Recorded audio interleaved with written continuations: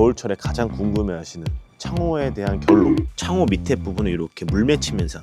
관리라는 게 별게 없고 실내에 있는 습기, 습도가 몇 프로냐에 따라서 어느 동안 보면서 느낀 이 경험치가 그냥 곧 말로 증명을 해준다. 진짜 50%로 맞춰놓으니까. 관리 별거 없습니다. 정말 이 결로는 거의 없이 생활할 수 있습니다. 오늘 어떤 현장이에요? 오늘은 현장은 아니고 오늘은 근데 우리 집. 집이요? 그렇지. 우리 집에도 우리 지능 창호 설치가 되어 있어. 한 4, 5년 전에 했는데 겨울철에 가장 궁금해하시는 창호에 대한 결로. 비싼 창을 설치를 해도 그렇지. 결로가 생겨요? 그럼. 근데 창호가 이제 고성능 창호로 갈수록 실내에 있는 습기가 순환이 잘 안 되다 보니까 결로가 더 많이 생길 수는 있어. 가장 겨울철에 사람들이 많이 궁금해하시는, 어떻게 보면 왜 비싼 창호인데 결로가 생깁니까? 라는 거를 왜 생기는지, 습도가 왜 이렇게 중요한지 우리 집에 한번 지금 보여드리려고 오늘 촬영을 하는 거지. 그럼 팀장님 집도 지금 결로가 생겼어요? 그럼 생기지. 생기는 이유들이 있지. 나는 그 이유들을 설명을 시켜드리고 싶은 거야. 이게 생기는 원인을 알아셔야 그 원인을 해결을 해야 근데 결로가 해가 거듭될수록 안 생기겠지. 나는 그래서 우리 집에서 안 생기는 방과 생기는 방을 보여드리기 위해서 오늘 촬영을 하는 거지. 근데 이걸 봐봐. 오늘 지금 촬영하는 오늘의 날씨. 오늘은 지금 영하 7도다. 현재.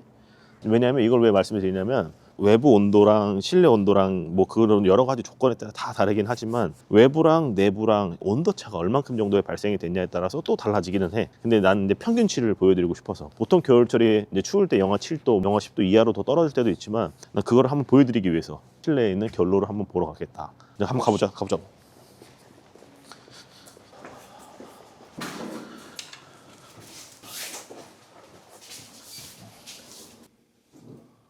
우리 아파트는 한 20년 정도 된 것 같은데. 근데 보통 신축 아파트보다는 구축 아파트에서 우리 똑같은 조건에 이제 창호를 설치를 했다고 하면 결로는 좀 덜 생겨요.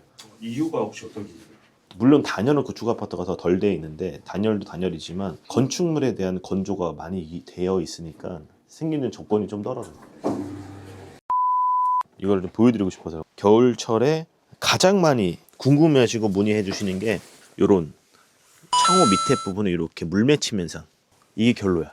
그럼 이 물맺힘 현상은 왜 생기는 거예요? 외부 온도가 지금 현재 영하 7도. 보통 실내 온도는 한 22도에서 26도 사이를 많이 생활을 하시거든, 겨울철에. 그러면 실내랑 실외랑의 온도차가 지금 30도 이상이 발생이 되고 있는 상태잖아. 실내에 있는 습기, 습도가 몇 프로냐에 따라서 이 물맺힘 현상이 생겨. 근데 보통 이 물맺힘 현상이 생기는 습도는 우리가 권장하는 거는 40%에서 50%대 사이가 가장 적정한 습도라고 말씀을 드리거든. 결로가 가장 최소로 생길 수 있는 평균치를 나는 보는 거야. 나는 이거를 매일매일 체크를 하거든, 겨울만 되면. 그래서 자신 있게 말씀을 좀 드리는데, 근데 현재 여기는 왜 생기냐? 여기의 공간은 습도가 50% 내지 60%가 거의 넘어가. 근데 이 높이를 보면 돼. 근데 여기는 생각보다 물맺힘 현상이 올라오는 높이가 손가락 한 2마디 정도 올라가 있단 말이야. 네. 이거는 생각보다 습도가 높아. 한 60% 정도 나올 거야. 그러니까 생길 수밖에 없어. 이게 아침에 딱 해 뜨기 전에가 가장 높아, 습도가. 내가 뭐 보여주면, 나는 이렇게 창마다 다 이걸 달아놔. 부착을 해놓고 난 보거든. 지금 여기 창문에 붙여놔서 온도는 좀 더 낮을 텐데 중요한 건 습도야. 지금 여기도 60%야. 내가 아까 아침에 일어나자마자 봤을 때는 실내 습도가 68%가 찍혔어. 해가 뜨면 유리 표면 온도가 좀 상승이 되다 보니까 습도는 조금씩 떨어지기는 해. 그래서 한 점심 이후 오후 되면은 더 떨어지거든, 습도가. 그래서 현재는 60%야. 60%의 상황에서는 여기 물맺힘 현상이 그대로 남아있지. 여기도 보면 봐봐, 60%면 생각보다 높은 거야. 이런 유리에 일단 가장 처음 먼저 생기고, 지능 창호는 다 고기밀 창들이잖아. 문을 이렇게 잠가 놓으면은 완전 실내랑 실외를 거의 차단시키는데 고기밀 창이다 보니까 이 습기가 바깥으로 나갈 수 있는 게 없어. 나가지를 못해. 그래서 집안에서 습도 조절을 해줘야 돼요. 해줘야지. 근데 왜 유독 여기 방만 결로가 생기냐? 여기는 이제 애들이 자는 공간이야. 그래서 자는 동안에만 나는 습도를 좀 올려. 한 60%까지는 아니어도 한 50% 중후반 나올 수 있게끔까지 올려놔. 그게 왜 그러냐면 난 얘가 가습기를 틀고 자거든. 이쪽 공간에만 습도를 인위적으로 올려놔, 나는. 그럼 당연히 인위적으로 습도를 올려놨으니까 아침에는 이쪽 공간은 생긴다. 팀장님, 근데 이중창도 결론은 똑같이 생기죠? 그렇지. 근데 보통 아파트들에는 이중창들이 많이 설치되어 있단 말이에요. 외창으로. 이중창문들도 엄청 많이 생겨. 특히 거기는 이제 유리가 2번 돼 있으니까 바깥에 있는 유리에 많이 생긴단 말이야. 이게 심하면 안에는 유리가 생기겠지. 근데 왜 여기 이중창문들은 시스템 창문들보다 좀 덜 생겨. 이렇게 레일을 타고 움직이는 방식의 문이잖아. 압착하는 방식이 아니다 보니까 요 레일 밑으로의 그 틈새 바람이, 그리고 근데 밑에뿐만이 아니고 그 위에도 생기겠지. 위에도 틈새 바람이 있겠지. 그럼 뜨거운 공기는 위로 올라가고 찬바람은 밑으로 들어오니까 실내에 있는 뜨거운 온기가 위 레일을 타고 빠진단 말이야. 그럼 그게 빠질 때 공기랑 같이 안에 있는 습기도 같이 좀 배출이 되겠지. 어떻게 보면 창문 자체가 좀 벤트 역할을 조금 해주지. 왜냐면 100%의 기미를 잡는 창문들이 아니니까. 그 대신에 열 손실도 생기는 거야. 그거는 열 손실 생기면서 그런 공기 순환이 조금 우리 창문들보다 좀 더 잘 되겠지. 같은 결로가 생겨도 이중 창문들이 좀 덜 생기는 것도 있고. 그러니까 이게 장단점이 있어. 또 우리 창이 무조건 좋다 이런 건 아니고, 지능 창호 같이 이렇게 독일 시스템 창문들을 쓰면 기밀성이 굉장히 우수하기 때문에 공기 순환은 거의 안 된다. 아예 안 된다는 건 아니지만 이제 좀 흐름이 되게 낮아진다. 그러니까 이런 현상들이 더 극명하게 보일 수는 있지. 이런 결로들이. 또 어떻게 보면 성능이 너무 좋은 게 또 그런 식으로 또 그렇지, 그렇지. 성능이 너무 좋으면 공기 흐름이 조금 이게 낮아지기 때문에 습기도 배출이 좀 잘 안 되는 거지. 근데 요거를 해결하려면 사실 되게 간단해. 습도만 낮춰주시면 돼. 습도만 낮춰주시면 돼. 습도를 낮추려면 뭐 어떤 방법을 좀 쓰셔야 될까요? 뭐 습도를 낮추는 행위는 겨울철에는 환기를 시켜주는 게 가장 좋지만, 추우니까 환기를 강제적으로 시켜주는 게 조금 어렵거든. 근데 해주시는 거를 권장을 하지. 그게 안 되면은 이제 제습기를 트는 게 좋지. 이 겨울철에 이게 관리하기 귀찮으신 방들이 있어. 그런 방들에는 조금 제습기를 좀 틀어서 실내에 있는 습기를 조금 이제 잡아주는 역할을 할 수가 있지. 되게 간단하다. 관리라는 게 별게 없고 겨울철은 습도 관리만 해도 충분하다. 그러면 결론은 그냥 예방이 됩니다. 그것만 해주시면. 확실합니까? 확실합니다. 매일 보고 있습니다.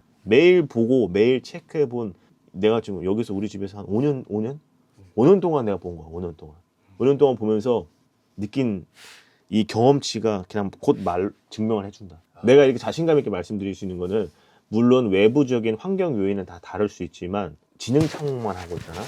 지능창은 무조건 단열이 잘 돼. 무조건 단열이 잘 돼. 어디에 설치해놔도 똑같거든. 자신 있게 얘기하는 거지. 똑같은 좋은 제품을 설치해 놓았으면 그 외적인 거는 환경적인 거밖에 없는데, 개인 주택이든 아파트든 사실 유리 표면에서 이렇게 결로가 많이 생기는 집들은 무조건 실내 습도가 높아. 무조건이야. 그 습도만 낮춰주시면 개인 주택이건 아파트건 전혀 상관이 없다. 다 똑같다. 관리 별거 없습니다. 정말 그냥 습도만 잠깐 뭐 가끔씩이라도 한 번씩 봐주시면 됩니다. 아침에 일어났을 때 습도가 여기는 어느 정도 나왔네, 육안으로 딱 보이니 이런 기계들이 있으니까 그거 놓고 실내가 여기가 습도가 한 50% 후반 60% 정도가 나왔다 그러면은 환기 한번 시켜주시고, 아니면은 그쪽 공간에 대해서 습도를 낮춰줄 수 있는 행위들, 제습기를 틀든 이렇게 하면 이 결론은 거의 없이 생활할 수 있습니다. 만약에 난 그것도 귀찮아, 난 그냥 안 생겼으면 좋겠어 하는 분들한테 좀 추천해 주실 만한 거 있을까요? 가장 좋은 방법은, 요즘에는 워낙 단열을 많이 하다 보니까 주택이든 아파트든, 아파트는 외단열을 못하니까 내단열을 한단 말이야. 단열이라는 행위를 엄청 많이 한단 말이야 이제는. 그러다 보니까 창문도 고기능성 창문들을 막 쓴단 말이야. 그럼 점점 더 이 밀폐가 심해져. 그러면 난 가장 좋게 추천하는 방법은 열애수 장치나 그 열경기를 설치하는 거를 적극 권장드린다. 천장형으로 해서 하는 걸 가장 많이 하시고, 그게 안 되는 상황에서는 뭐 벽에다가 설치하는 벽부형도 있는데, 그런 거를 좀 설치하면은 내가 굳이 환기를 따로 시키지 않고도 어느 정도의 습도 관리를 할 수가 있다. 또 관리를 해주는 장치는 아니지만 필터를 거쳐서 공기의 흐름을 만들어주는 거다 보니까, 순환을 만들어주는 거다 보니까 그걸 통해서도 습도 조절이 되는 모델들이 있는 걸로 알고 있으니까 그거만 잠깐 틀어놓으시면 되니까 실내 습도 관리를 할 수가 있지. 요즘 신축 아파트는 대부분 설치가 돼 있어. 그냥 창문 교체하시고 그거 틀어주시면 돼. 무조건 하시는 게 좋다. 일일은 사시는 집들이 아니다 보니까 장기적으로 보면은 에너지 세이브도 많이 된다. 공기의 질이 달라집니다. 그리고 이제는 결로가 안 생기는 방을 한번 가보죠. 여기는 똑같은 조건인데 결로가 하나도 없어. 깔끔하네요. 내가 닦지도 않아서 봐봐, 이거 먼지 있잖아 이렇게. 내가 안 닦았다는 증거야 이거는. 그리고 여기도 보면 물기 하나도 없어. 하나도 없지. 진짜 50%로 맞춰놓으니까 결로가 안 생기네요. 40%대에서 50% 이렇게 초반까지만 맞추면은 안 생겨. 근데 물론 외부의 온도가 막 한 영하 20도 막 이 정도로 가장해서 떨어지면은 이 습도 습도에서도 생길 수는 있어. 온도차가 더 발생되니까. 그럴 때는 습도를 좀 더 낮아지게끔 해야 결론은 안 생기지. 아, 외부 온도에 맞춰서 그만큼 습도도 더 낮춰야 되는 거고. 이거는 이제 나는 매일 이걸 하니까 할 수 있는데 일반 고객님들은 하시기가 어렵지. 근데 사실 영하 20도까지 떨어진다라는 거는 거의 극히 드물고, 그쵸. 보통 겨울철에 이제 외부 온도는 0도에서 영하 한 15도 그 사이가 가장 많거든. 뭐 여기 지역마다 다 다르겠지만 오늘같이 영하 7, 8도 일 때는 한 요 정도 습도만 맞춰놔도 안 생겨. 내가 그래서 결로가 생긴다라는 집들에 대해서는 더 자신감 있게 말씀드릴 수가 있는 이유가, 생기는 방 안 생기는 방들을 인위적으로 만들어서 또 보고 파악이 되니까 자신감 있게 말씀드릴 수가 있는 거지. 그냥 오늘 결로 현상이 생기는 원인과 해결 방법에 대해서 좀 알려주셨는데 좀 만족스럽습니까? 굉장히 만족스럽지. 왜냐면 정말 극명하게 딱딱 보여지기 때문에 결로 사실 별거 없거든요. 이거 습도만 낮춰주면 바로 해결이 되기 때문에 좀 진정성 있게 잘 보여드릴 수 있는 예시가 됐던 것 같아서 난 굉장히 좋았던 것 같아요. 마지막으로 예비 고객님들께 한 말씀 부탁드리겠습니다. 우리 진흥창호는 우선 단열, 기밀, 여러 가지의 성능적으로는 굉장히 우수한 창호입니다. 이런 우수한 창호이지만 결로가 생길 수 있다는 걸 보여드리고 그거에 대한 해결책을 좀 제공해드릴 수 있어서 오늘은 굉장히 조금 뜻깊은 하루인 것 같습니다. 지금까지 이렇게 결로가 생기는 원인, 해결책 전달을 해드렸습니다. 앞으로 저희 진흥창호 많은 관심 부탁드리도록 하겠습니다. 그러면 지금까지 창호하는 남자들이었습니다. 감사합니다.